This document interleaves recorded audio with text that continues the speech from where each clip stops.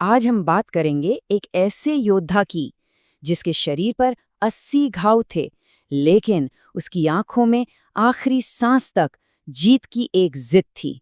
चलिए आज जानते हैं मेवाड़ के उस लौह राजा राणा सांगा की कहानी। 80 ये सिर्फ एक नंबर नहीं है।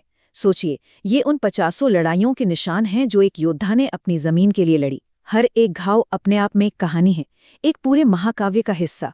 और ये निशान थे मेवाड़ के महाराणा संग्राम सिंह के, वही जिन्हें इतिहास राणा सांगा के नाम से जानता है। मतलब एक ऐसा शासक जिनका शरीर ही अपने आप में एक चलता फिरता युद्ध का मैदान था। तो सवाल ये है कि एक राजकुमार ऐसा अजेय योद्धा बना कैसे। देखिए, उनकी कहानी की शुरुआत ही होती है संघर्ष से। ये एक ऐसे राजा के बनने की कहानी है जिसे मुश्किलों ने ही तराशा था। राणा सांगा का जन्म हुआ था राजस्थान की मेवाड़ राज्य के बहुत ही प्रतिष्ठित सिसोदिया राजवंश में। ये एक ऐसा वंश था जो सदियों से अपनी भूमि की रक्षा के लिए जाना जाता था। लेकिन सिंहासन तक पहुंचना आसान नहीं था। उन्हें राजगद्दी के लिए अपने ही भाइयों से लड़ना पड़ा, और इस संघर्ष की कीमत बहुत बड़ी थी। उनकी एक आंख हमेशा के लिए चली गई, एक हाथ ने काम करना बंद कर दिया और एक पैर भी बुरी तरह जख्मी हो गया। इन्हीं संघर्षों की आग में तपकर राणा सांगा अब तक फौलाद बन चुके थे। तो चलिए अब उनके जीवन के उस दौर में चलते हैं जब वो अपनी शक्ति के शिखर पर थे और उन्होंने बिखरे हुए राजपूत संघ को एक धागे में पिरो दिया था।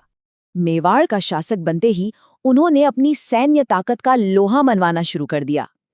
एक एक करके उन्होंने पड़ोसी सल्तनतों को चुनौती दी। पहले मालवा को हराया, फिर गुजरात पर जीत हासिल की और यहाँ तक कि दिल्ली के ताकतवर सुल्तान इब्राहिम लोदी को भी मैदान में धूल चटा दी। वो एक ऐसा दौर था जब पूरे उत्तर भारत में राणा सांगा का नाम राजपूत शक्ति और एकता का सबसे बड़ा प्रतीक बन गया था। उनका नाम ही दुश्मनों के दिलों में डर पैदा करने के लिए काफी था। और फिर आता है इतिहास का वो महासंग्राम जिसने भारत की तकदीर ही बदल दी, खानवा का युद्ध। ये सिर्फ दो सेनाओं की लड़ाई नहीं थी, नहीं, ये दो अलग अलग युगों की, दो अलग अलग सोच की टक्कर थी। चलिए इस बड़ी लड़ाई के कुछ जरूरी फैक्ट्स पर एक नजर डालते हैं। जगह थी राजस्थान में खानवा। साल था 1527। राणा सांगा के सामने था मुगल साम्राज्य का संस्थापक बाबर। और इस लड़ाई का नतीजा था बाबर की जीत। तो मन में ये सवाल उठता है कि आखिर ऐसा हुआ क्यों। देखिए, खानवा की लड़ाई में दो अलग अलग दुनियाएं आमने सामने थी। एक तरफ राणा सांगा की विशाल राजपूत सेना जो अपने पारंपरिक तरीकों और बेजोड़ हिम्मत के दम पर लड़ रही थी, और दूसरी तरफ थी बाबर की छोटी लेकिन नई तकनीक से लैस सेना जिसके पास थी तोपें और बंदूकें, ऐसे हथियार जिनका इस्तेमाल इतने बड़े पैमाने पर हिंदुस्तान में पहले कभी नहीं हुआ था। तो खानवा के मैदान में असल में साहस का सामना बारूद से हो रहा था, परंपरा की टक्कर हो रही थी टेक्नोलॉजी से।